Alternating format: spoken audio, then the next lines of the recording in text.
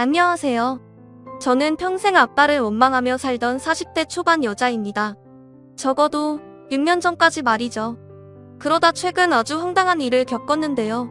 아이러니하게도 그 일을 계기로 아빠와의 사이가 조금 더 돈독해졌어요. 그래서 나이 40 넘어 뒤늦게 알게 된 사이좋은 부녀지간의 즐거움을 여러분께 자랑하고 싶어 이렇게 사연을 보내봅니다. 제가 어릴 적 아빠는 아주 바쁜 분이었어요. 온갖 사업이란 사업은 다 벌리고 다니셨거든요. 게다가 사업을 하려면 사람들과 자주 어울려야 한다며 집 밖으로만 나돌았죠. 그래서 저와 오빠는 아빠를 마주칠 일이 별로 없었습니다. 제가 아빠를 싫어하게 된 건 국민학교 4학년 때부터였어요. 저희 학교 운동회엔 아버지와 함께 뛰는 계주 종목이 있었어요. 하지만 아빠는 오빠와 저의 학창시절 내내 운동회는커녕 입학식에조차 온 적이 없었죠. 그 해에도 저는 미리 자포자기하며 이번에도 엄마랑 뛰어야 하나 고민하고 있었는데 당시 반에서 유독 저와 사이가 좋지 않았던 여자애가 저에게 이렇게 비아냥대는 겁니다. 야, 아빠랑 안 뛰면 반칙 아니냐? 우리 아빠는 딸 운동회에 빠지면 안 된다고 회사까지 쉬고 오는데 넌 매년 너희 엄마랑 뛰었잖아. 혹시 최미연, 너 아빠 없어? 헐, 그런 거면 미안해. 아니거든? 나도 아빠 있거든? 뻥치지 마. 너희 아빠 너희 오빠 계주에도 한 번도 나온 적 없잖아? 꼴에 자존심이 있다고 거짓말하긴. 거짓말 아니라고. 그래? 그럼 이번엔 너네 아빠 운동회에 데려와봐. 왜 대답 못해? 거봐. 못 데려오지? 아니거든? 데려올 수 있거든? 두고 봐. 내가 이번 운동회에 우리 아빠 꼭 데려올 테니까. 저는 분에 못 이겨 그 애와 반 아이들 앞에서 큰 소리를 치고 말았습니다. 그리고 전 그날 밤이 늦도록 자지 않고 아빠를 기다렸어요. 그날도 아빠는 새벽이 다 되어서야 들어왔죠. 평소대로 술 냄새를 풀풀 풍기면서요. 아빠 오셨어요? 우리 딸. 왜 여태 안 잤어? 아빠 기다렸어? 얼른 자야지. 아빠, 저 부탁이 있는데요. 혹시 이번 제 운동회 와주시면 안 돼요? 아빠랑 뛰는 계주가 있는데 애들이 자꾸 저 아빠 없다고 무시하잖아요. 뭐? 누가 이 최도철이 딸을 무시해? 이거 안 되겠구만. 알았다. 이 아빠가 가마. 진짜요? 진짜 아빠 약속하신 거예요? 아빠의 알았다는 행크한 대답에 저는 너무 기뻐 깡충깡충 뛰었습니다. 그리고 운동회 당일 저는 두근거리는 마음으로 아빠를 기다렸죠. 하지만 막상 운동회에 온 건 엄마와 아빠가 아닌 엄마 혼자였어요. 아빠는? 엄마는 아빠가 일이 너무 바빠서 못 오셨다고 미안하다고 전에 달랬다고 하더군요.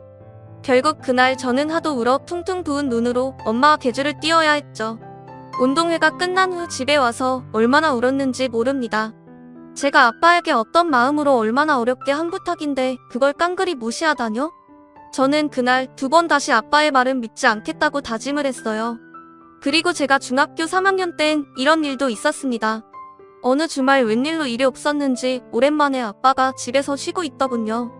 저는 아빠가 불편해 방 밖으로 나가지 않고 침대에만 누워 있었죠. 그런 제 방문에 조심스럽게 노크 소리가 들리더니 이내 문을 빼꼼 열고 아빠가 들어오더군요. 아, 뭐야? 우리 미연이 조금 있으면 생일이지? 선물 뭐 받고 싶어? 어이가 없었어요. 언제부터 제 생일을 챙겼다고 갑자기 선물 타령이랍니까? 저는 이불을 머리까지 덮고 짜증스러운 한마디를 던졌습니다. 신경 끄세요. 그러자 거실에서 저와 아빠의 대화를 듣고 있던 건지 엄마가 놀란 목소리로 달려오더군요. 미연이 너 지금 아빠한테 그게 무슨 말버릇이야? 당장 똑바로 일어나서 사과드리지 못해? 저는 마지못해 침대에 걸터 앉았습니다. 놀라고 화가 난 표정에 엄마와 머쓱한 웃음을 짓고 있는 아빠의 얼굴이 보이더군요. 사춘기였던 전 괜히 더 화가 치밀어서 그런 엄마의 말에 대꾸했습니다. 왜 나한테 그래? 아빠면 다 아빠야? 왜 이제 와서 친한 척인데 짜증나게. 그거 알아? 내 친구들은 다 나 아빠 없는 줄 알아. 너 그래도? 여보, 됐어. 그만해. 이후로도 아빠는 저와 대화를 나누고 싶은 듯 보였지만 저는 그런 아빠를 전부 무시했습니다. 가증스러웠어요. 오빠 또한 저처럼 반항을 하진 않았지만 아빠를 불편해하기 마찬가지였고요. 집안에선 엄마만이 아빠를 감싸주는 유일한 사람이었어요. 그렇게 시간이 흘러 저는 대학교에 들어갔어요. 그리고 제가 대학교 4학년 때 아빠는 위안 판정을 받았습니다. 저와 오빠는 엄마와 번갈아 가며 입원해 있는 아빠의 병시중을 들었죠. 딱히 내켜서 한 일은 아니었습니다. 오히려 아빠가 거동이 불편한 것도 아닌데 왜 계속 누가 옆에 붙어 있어 하는 건지 이해가 가지 않았죠. 그런 제가 아빠의 병시중을 든 건 오로지 그래도 아픈 아빠를 혼자 두면 안 된다는 엄마 때문이었어요. 우리가 교대를 하지 않으면 집에 가지도 않고 하루 종일 그 불편한 간이 침대에서 아빠 곁을 지키셨거든요. 그날은 제가 당번이라 다음날 아침 엄마가 올 때까지 제가 밤새 병실에 있어야 하는 날이었어요. 밤이 늦은 시간이었는데 아빠는 잠이 오지 않는다며 병실 밖으로 홀로 나가시더군요. 저는 그런 아빠의 행동에 짜증이 났죠. 아, 밤새 자소서 써야 하는데 왜 자꾸 안 자고 돌아다니는 거야? 아무튼 내 인생에 도움이 된 적이 한 번도 없어. 저는 한숨을 쉬곤 아빠를 따라 병실 밖으로 향했죠. 아빠는 대기실 의자에 조용히 앉아 계시더군요. 저는 그런 아빠의 자리에서 3칸 떨어진 끝부분의 의자에 엉덩이를 붙였습니다. 그때였어요. 제 귀에 들려오는 낯선 소리에 저는 깜짝 놀라 아빠를 향해 고개를 돌리고 말았죠. 아빠가 글쎄 눈물을 뚝뚝 흘리고 있는 게 아니겠어요. 저는 생전 처음 보는 아빠의 모습에 당황해 눈만 꿈뻑대고 있었어요. 무슨 말을 해야 할지 어떤 행동을 취해야 하는지 정말 이제 알 수가 없었어요. 그 상황 속에서 먼저 입을 연 사람은 다름 아닌 아빠였습니다. 내가 미안하다 미연아. 이제 와서 너희들에게 참 미안해. 젊을 적엔 왜 그렇게 가족을 챙기지도 않고 주변 사람들만 챙겨대는지 모르겠다. 나는 그저 내 사업이 잘 되려면 그렇게 인맥을 챙겨야 된다고 생각했어. 그렇게 돈을 많이 버는 게 우리 가족을 위한 길이라고 생각했다. 헌데 이젠 안다. 그런 내 생각이 틀렸었다는 걸. 날 대하는 너희를 보면 지난 세월이 너무 후회스럽구나. 타임머신이라는 게 있다면 돌아가고 싶다. 그러고 싶어. 아빠는 제게 고해성사를 하듯 흐느끼며 자신의 후회를 늘어놓았습니다. 태어나서 처음 본 아빠의 눈물과 처음 받아본 아빠의 사과에 당황했지만 그렇다고 제 입에서 괜찮다는 말이 나오진 않았어요. 아빠를 위로해주고 싶지도 않았고요. 왜냐하면 전 정말로 괜찮지 않았거든요.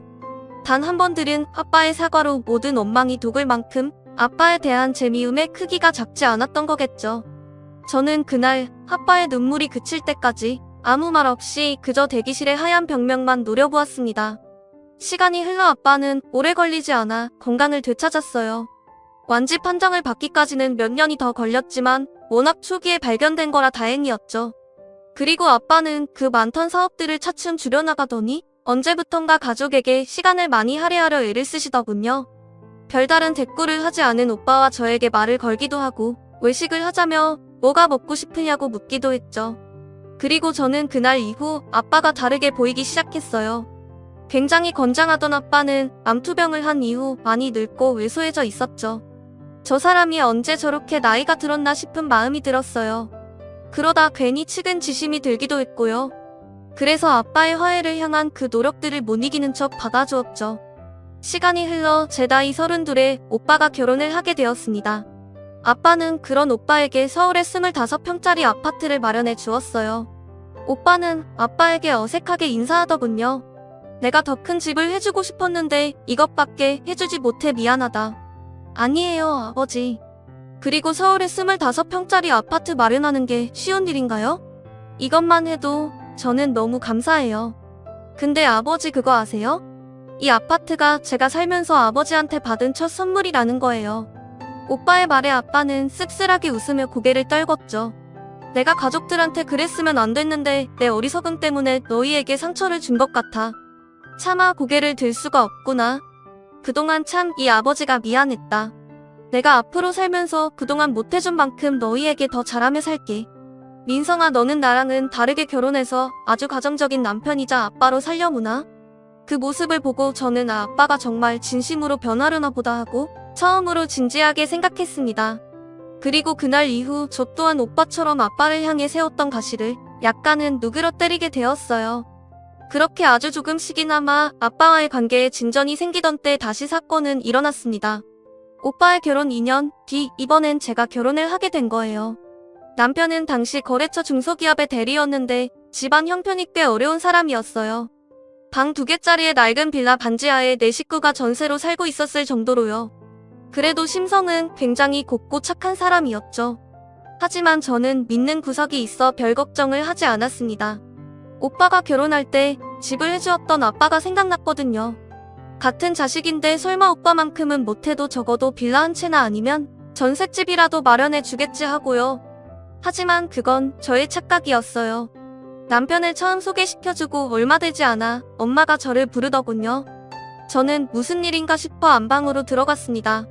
엄마는 제게 통장을 내밀더라고요. 아빠가 주시는 거야?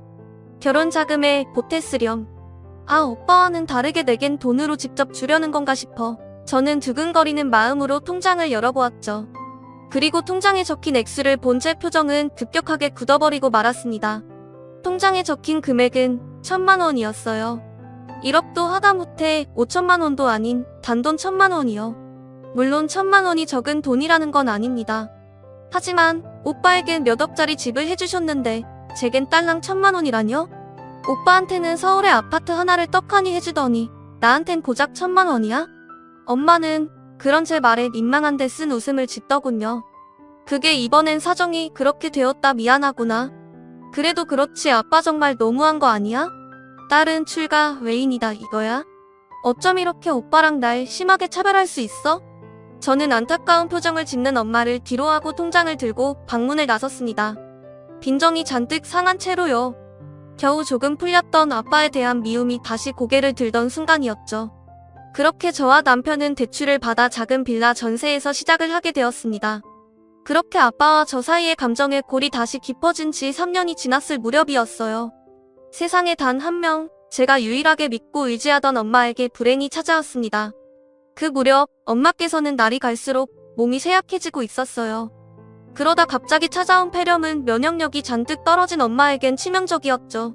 엄마는 폐렴 판정을 받은 그 길로 병원에 입원을 했습니다. 걱정이 된 저는 병원과 집, 회사를 오가며 그런 엄마의 간호를 자처했죠. 아빠는 일을 하는 시간이 아니면 항상 엄마의 곁에 붙어 있었고요. 엄마와 마주칠 때마다 저는 고개만 까딱할 뿐 그런 아빠를 무시했지만은요.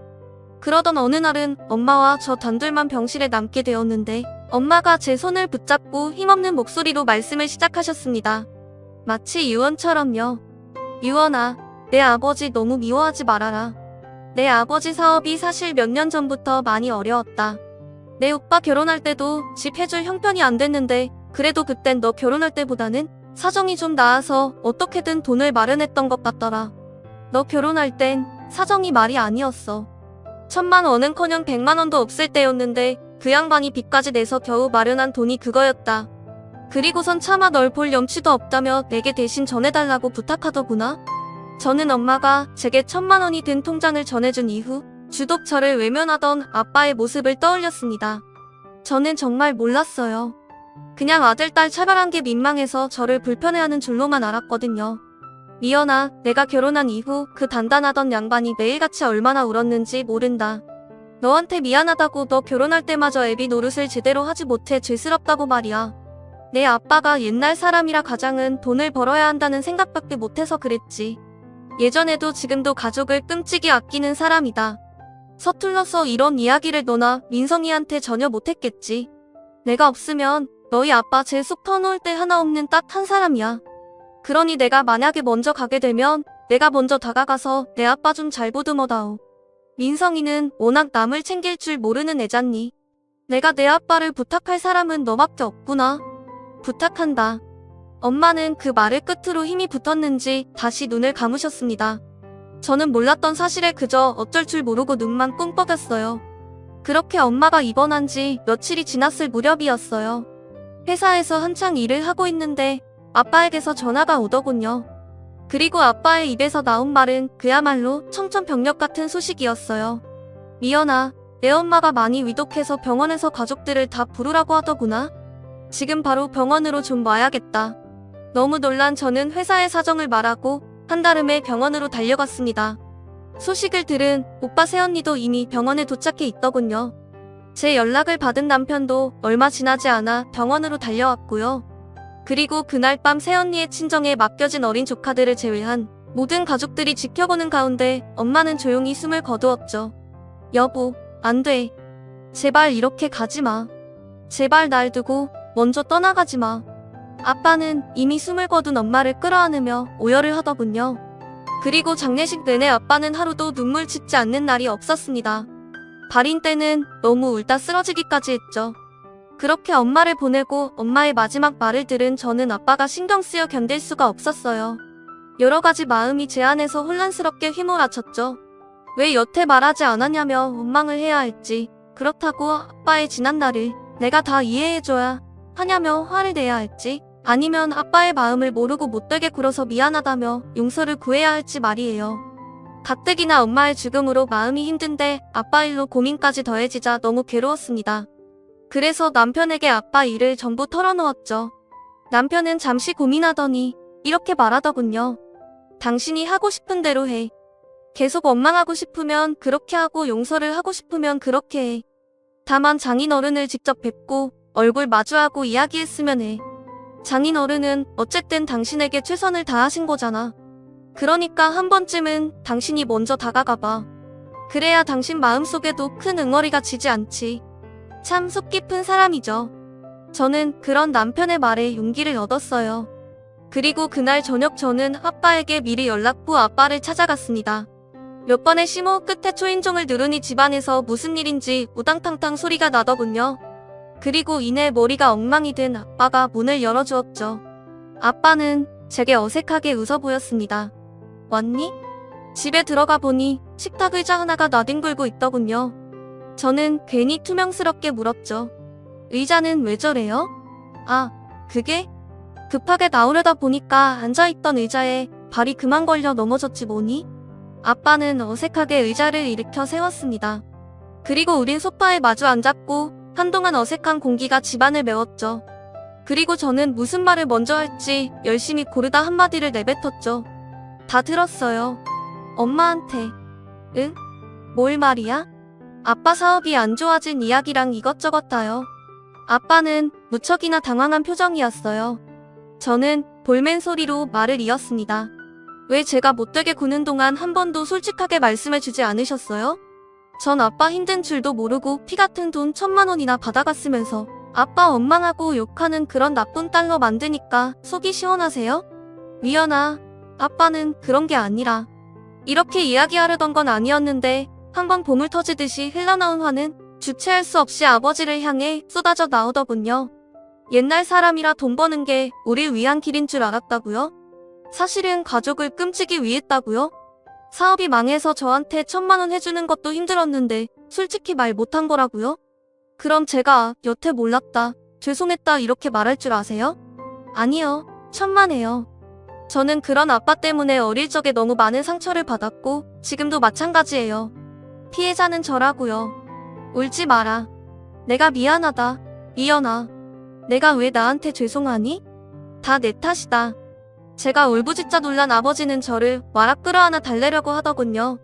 저는 그러거나 말거나 악을 써댔죠. 이것 봐요. 지금도 다 자기 탓이라고 하잖아요. 전 정말 아빠가 너무 원망스러워요. 이제 와서 저한테 이렇게 죄책감 들게 하는 아빠가 너무 밉다고요. 내가 다 미안하다. 미안해.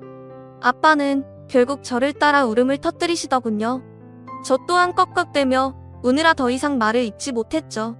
그렇게 우리 부녀는 결국 부둥 껴안고 그 자리에서 한참을 울었습니다. 그동안의 서름을 모두 쏟아내려는 듯 아주 오랫도록요. 미연아. 아빠는 처음이라 서툴렀다. 너에게도 민성이에게도 말이야. 내가 지난날 했던 행동들이 잘했다곤 하지 않으마. 절대 그렇게 생각하지도 않고 늘 말했듯 항상 너희들에게 죄스럽게 생각하고 있어. 그러니 미연아. 지금이라도 내게 내 애비 노릇을 할 기회를 주지 않겠니? 내가 정말 잘 아마. 아빠란 이런 거였구나 하고 내가 가슴 깊이 느낄 정도로 정말 최선을 다하마. 부탁한다. 아빠란 이런 거였구나가 대체 무슨 말이랍니까? 저는 어이가 없어서 그만 울다가 피식 웃고 말았죠.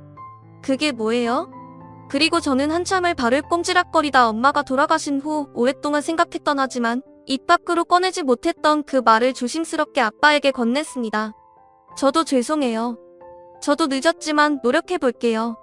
아빠랑 잘 지내는 거요. 제 말에 아빠는 다시 왈칵 눈물을 터뜨리시더군요. 그 모습을 보자 저도 다시 울컥하지 뭡니까. 겨우 울음을 멈췄었는데요. 우리들은 그렇게 다시 한참을 울다가 그 모습이 서로 웃겨서 웃다가를 반복했고, 그렇게 아빠와 저는 오랫동안 해묵은 오해를 풀고 그날 화해를 하게 되었습니다. 아빠는 제게 했던 약속 그대로를 지키려 정말 많이 노력하셨어요. 제게 때때로 남편 몰래 맛있는 거 사 먹으라고 용돈을 쥐어주기도 하셨고, 제 생일 때면 직접 소고기를 잔뜩 넣은 미역국을 끓여 집에 찾아오기도 하셨죠. 저 또한 처음엔 어색했지만 점차 아빠와 친해지려 노력했고요. 그렇게 모든 일이 만사형통이었으면 다행이겠지만 문제는 다른 곳에서 일어났습니다. 이번에도 한 줄이야. 임신이 아니었어. 미안해 여보. 당신이 미안하게 뭐가 미안해. 그런 소리 마. 아이는 때 되면 생기겠지. 바로 우리 부부의 불임 문제였어요. 결혼한 지 7년이 되도록 아기 소식이 없었거든요. 분명 병원에서는 우리 둘 다 아무런 문제가 없다고 했는데도 말이죠. 그 와중에 정작 저를 괴롭히는 존재들은 따로 있었어요. 바로 시모와 남편의 여동생이었어요. 얘, 넌 시집을 왔으면 집안대를 이어야지. 그까지도 못 품을 몸뚱이에 뭐 한다고 아까운 바바를 우겨놓고 있어. 새언니, 정말 병원에서 아무 문제 없다고 한 거 맞아요? 괜히 욕먹을까봐 우리한테 거짓말하는 거 아니고요? 난 결혼하고 2년도 안 돼서 우리 규호가 금세 들어서던데 평소에 마음 씀씀이를 못되게 써서 애가 안 들어서는 건 아니에요? 그럼 어머님 아들도 목구멍으로 밥알 하나 씹어 넘기면 안 되게요? 저한테 씨를 못 주는데 제가 어떻게 품어요? 그리고 아가씨, 무슨 말이 그래요? 거짓말이라뇨? 제가 무슨 죄를 진 것도 아닌데 그런 거짓말을 왜 해요? 게다가 허구한 날 심해부한테 히스테리 부리다가 이혼당해서 부모님 집에 더부살이 하는 아가씨가 마음 씀씀이를 우는 할 일은 아닌 것 같네요. 뭐라고요? 새언니, 지금 말 다 했어요? 결혼한 지 4년이 넘어가자 제가 명절이나 시댁 행사에 참여할 때마다 시모와 신우는 저를 애도 못 가지는 여자라며 그렇게 구박을 해댔습니다. 그것도 남편이 보지 않을 때만 골라서요. 원래도 두 사람 성질이 못된 건 알고 있었지만 그래도 이 정도는 아니었거든요. 물론 저도 참지 않고 맞받아쳤지만 서러운 마음이 드는 건 어쩔 수 없더라고요. 그럴 때마다 저를 두둔해 준 건 다름 아닌 시부였습니다. 당신, 그리고 명인 너 그만 못해? 사람들이 어쩜 그리 못돼 먹었어? 남의 귀한 자식을 데려왔으면 내 자식보다 더 귀하게 대해야지. 제가 그런 과시를 당하면서도 꼴도 보기 싫은 시모와 신우가 있는 시댁의 발길을 끊지 못한 건 바로 이런 시부 때문이었어요. 시부께서는 제게 저런 소리 들으러 시댁에 오지 않아도 된다고 연신 말씀하셨지만 저는 차마 그러지 못했죠. 얼른 친정으로 가라니까, 아가. 왜냐하면 시부께서는 선천적으로 몸이 약하셔서 거의 집에서 누워서만 생활을 하셨거든요. 그래서 시부는 젊었을 때부터 일을 하지 못하셨고 그 때문에 집에 가세가 많이 기울었다고 남편이 이야기를 해주더군요. 항상 집에서 유용하고 계신 시부께는 그래도 얼굴을 보여드려야 할 것 같아 어쩔 수 없이 시댁에 왕래하던 와중 제 참을성이 바닥나게 한 사건이 터지고야 말았어요. 결혼한 지 햇수로 8년째 되던 어느 여름날이었어요. 여보, 이것 좀 봐요. 2줄이야, 2줄. 제가 마흔이 너무 늦은 나이에 드디어 임신에 성공을 한 겁니다. 이 소식을 들은 친정아빠는 매우 기뻐하셨어요. 드디어 손주가 생기는 거냐면서요. 물론 오빠네 자식들이 있긴 했지만 저는 워낙 아빠의 아픈 손가락이었던지라 더욱 마음이 쓰이셨던 거겠죠. 그리고 한 달쯤 지났을 땐가 오랜만에 친정에 모여 아빠, 오빠, 저 이렇게 셋이 저녁 식사를 한 날이었습니다. 아빠가 갑자기 제게 통장을 하나 내밀더군요. 미연아, 너 결혼할 때 못해준 거 이 아빠가 지금이라도 이렇게 주고 싶다. 아이 가진 거 축하한다. 통장을 열어보니 무려 5억 5천만 원이라는 거금이 들어있지 뭡니까? 아빠, 큰 돈이 어디서 났어요? 아빠 사업 어렵다면서. 우리 딸이 그토록 간절히 바라던 임신을 했는데 아빠가 이 정도도 못해주랴? 내일부터 아빠랑 같이 서울에 괜찮은 집 있나 알아보러 다니자. 이 아빠가 아파트 하나 해주마. 어떠냐? 이 아빠 무진장 든든하지? 아빠는 어깨를 으쓱하며 우쭐한 표정을 지었습니다. 오빠는 그 옆에서 빙그레 웃고 있었고요. 나중에 말하기를 자기만 아빠에게 결혼할 때 도움을 받은 것 같아 제게 참 미안했었는데 그날 그렇게 속이 시원할 수가 없었다고 하더군요. 그렇게 아빠와 저 그리고 남편은 시간이 날 때마다 함께 집을 알아보러 다녔고 결국 마음에 드는 서울 외곽의 아파트를 계약할 수 있었죠. 문제는 그 뒤였습니다. 집을 계약한 지 얼마 되지 않아 웬일로 시누이에게 전화가 오더군요. 뭔가 요구할 때 빼고는 생전 안부 전화 한 번 없던 사람이었는데요. 예, 아가씨. 새언니 임신 축하해요. 이번에 아파트 선물 받았다면서요? 그것도 방이 3개나 된다던데? 뭔가 불길한 예감이 들었습니다. 제가 시누이를 아는데 절대로 이런 일에 축하한다는 말을 할 사람이 아니었거든요. 오히려 질투가 나 심하게 배앓이를 하면 해도요. 저 엄마한테 허락받았거든요. 오빠 집에 들어가서 살아도 된다고. 그래서 말인데 저 안방 좀 내주세요. 이사 다음 달이라고 했죠? 뭐라고요? 뭘 어딜 들어와요? 기가 차서 말도 안 나오더군요. 심지어 제 허락을 구하는 것도 아니고 말 그대로 통보였습니다. 아무리 뻔뻔해도 유분수지. 이 정도면 총만 안 들었지 날강도 아닌가요? 저랑 우리 규 둘이 지내야 되잖아요. 애가 어려서 뛰어놀려면 넓은 방 필요한 거 아시죠? 가족인데 양보 좀 하세요. 저기 아가씨, 말도 안 되는 소리 할 거면 그만 끊을게요. 제가 왜 아가씨랑 같이 살아요? 그리고 이 집이 왜 오빠 집이에요? 제 집이지. 게다가 허락을 구할 거면 저한테 구해야지. 왜 어머님한테 허락을 구해요? 어디서 말 같지도 않은 소리 하고 있어? 짜증나니까 그만 끊어요. 시누나 진짜 사람 우습게 보는 것도 유분수지. 시부 때문에 그동안 그나마 참고 숙여줬더니 아주 난리를 꽹과리로 치고 있더군요. 그리고 이 일을 저녁에 남편에게 말하자 남편도 어이없어 하더니 제게 잘했다고 말해주었습니다. 신우 말 신경 쓸 것 하나 없다고요. 하지만 신우의 미친 짓은 말로만 끝나지 않았습니다. 이사갈 저희 집 주소는 어떻게 알았는지 이사 당일에 글쎄 자기 짐을 멋대로 용달차에 실어온 게 아니겠어요? 시 조카 나란히 보조석에 탄 채로 말이에요. 이사 짐센터 직원들과 한참 짐을 나르던 남편은 어이가 없는 표정으로 용달차에서 내리는 신우를 빤히 쳐다보더군요. 오빠, 새언니, 저 왔어요. 어디 보자. 이봐요 아저씨, 여기 이 짐도 같이 날라줘요. 같은 집 거예요. 너 뭐 하는 짓이야? 오긴 뭐야? 안방 우리가 쓸 거라는 얘기 들었지? 아, 그리고 용달비 좀 내줘 오빠. 나 돈 없는 거 알잖아. 아휴, 용달차가 하도 낡아서 오는 내내 등 베겨 죽는 줄 알았네. 아저씨, 돈 좀 잘 모아서 차 좀 바꾸세요. 참 대단한 여자였습니다. 한 번의 말로 저와 남편, 이사짐 센터 직원, 그리고 용달차를 몰고 온 사장님 모두의 기분을 팍 상하게 만들다니 말이에요. 하도 기가 차서 보고만 있는데 남편이 성큼성큼 용달차에 운전석 쪽으로 가더군요. 저는 설마 남편이 진짜 용달비를 내주고 신우를 받아주려나 싶어 경악을 했죠. 하지만 남편의 입에서 나온 말은 굉장히 뜻밖이었어요. 사장님, 세배 드릴게요. 이 집 안 내리셔도 되니까 다시 그대로 원래 싣고 왔던 집으로 옮겨주세요. 부탁드려요. 여기서 바로 계좌 이체 해드릴게요. 오빠. 신우는 그제서야 뭔가 잘못됨을 눈치채고 남편을 불렀지만 이미 남편은 용달차 사장님에게 이체를 끝낸 이후였죠. 아저씨, 짐 여기다 풀 거예요. 다시 안 돌아갈 거라고요. 전 돈 준 분 말만 듣습니다. 아줌마 안 탈 거면 저 먼저 출발할게요. 우리 같은 사람들은 시간이 생명이에요. 이 말을 남긴 용달차 아저씨는 그대로 차를 돌려 아파트 단지를 쏙 빠져나가더군요. 용달차 꽁무니를 보며 어리 빠진 신우의 표정이 얼마나 통쾌하고 웃기던지요. 남편은 그런 신우에게 3만 원을 건네주며 이렇게 말하더군요. 이걸로 규호랑 택시 타고 다시 돌아가. 이것도 어린 규호 때문에 챙겨주는 거지. 너 예뻐서 주는 거 아니다. 남편에게 돈을 받아든 신우이는 그제야 울상이 되더라고요.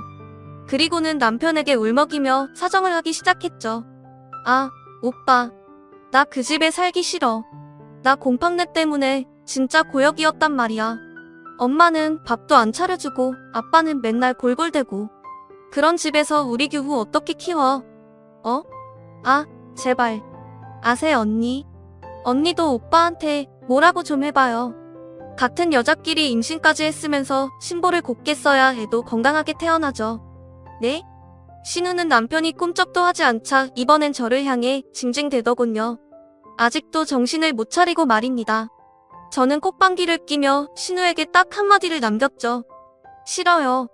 신우는 안 가겠다고 고래고래 소리를 지르며 발악을 해댔지만 저와 남편은 이사짐센터 직원들에게 그냥 무시하라며 일을 계속해달라고 했죠.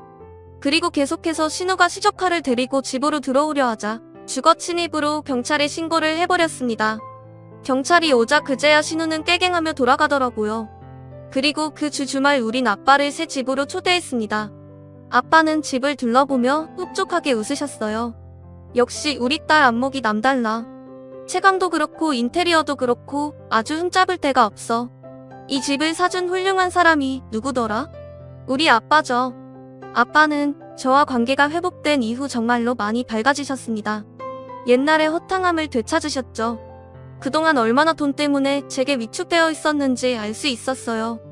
저는 그런 아빠에게 그날 아침 남편에게 전해들은 이야기를 꺼냈습니다. 아빠, 나 이 사람한테 다 들었어요. 아빠 남은 사업 다 정리한 돈으로 이 집 해주신 거라고. 아빠 너는 어쩌려고 이 돈을 다 저한테 주셨어요.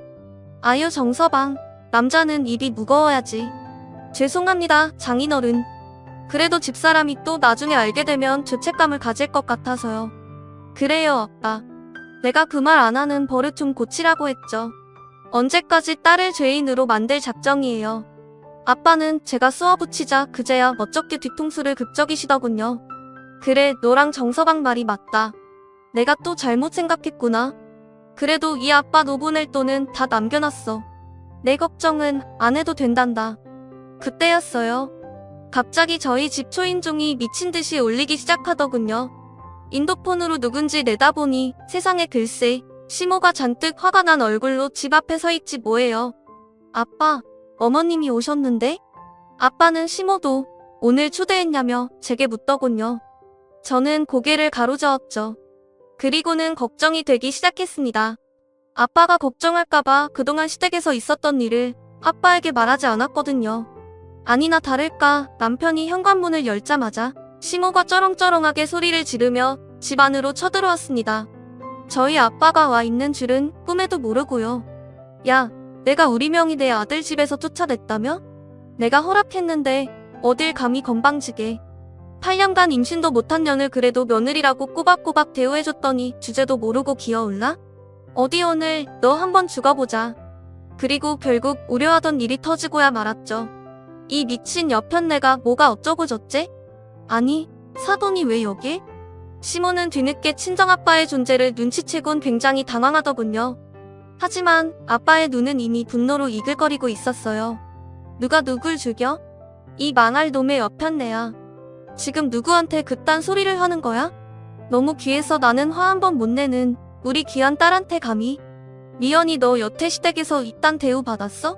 왜 이 아빠한테 말 안 했어? 아, 아빠. 그 순간 아빠가 너무도 든든하게 느껴졌어요. 그리고 입을 열려던 찰나 갑자기 눈물이 본물처럼 터져나왔어요. 아빠, 그게요. 어머님이랑 시누이가 나한테 맨날 마음씩 곱게 못 써서 애가 안 들어서는 거라고.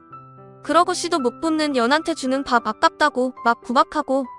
말하다 보니 감정이 복받쳐 저는 엉엉 울고 말았어요. 아빠는 그런 저를 보더니 당장이라도 때려 죽일 듯 성큼성큼 시모에게 다가갔습니다. 왜 이래요? 사돈. 며느리 제가 오버하는 거예요. 일단 제 말 좀. 그 입 닥쳐요. 아줌마. 내가 지금 너무 화가 나서 여자라도 한 대 칠 것 같거든? 이 집 당신 아들 집 아니고 내가 내 딸한테 사준 우리 딸 집이니까 지금 당장 여기서 썩 꺼져요. 그리고 두 번 다시 내 딸 눈앞에 나타나지 마셔. 사돈, 썩 꺼지라고. 내 말 못 알아들어? 아빠는 으르렁대며 시모를 쫓아냈고 시모는 겁에 질려 아무 말도 못하고 현관문 밖으로 밀려났습니다. 그제 아빠는 몸을 돌려 엉엉 우는 저를 안아주었죠. 아이고, 이 미련한 거사. 왜 진작 아빠한테 얘기를 안 했어? 넌 아빠한테 뭔 얘기를 안 한다고 뭘 할 자격 없다. 혼자서 얼마나 힘들었어 그래. 남편은 그 옆에서 죄진 사람처럼 서 있더군요. 저를 달랜 아빠는 그제야 남편을 향해 화난 목소리로 이야기했습니다. 자네, 나한테 어떻게 된 일인지 설명 좀 해줘야겠네. 아빠, 이 사람은 잘못 없어요.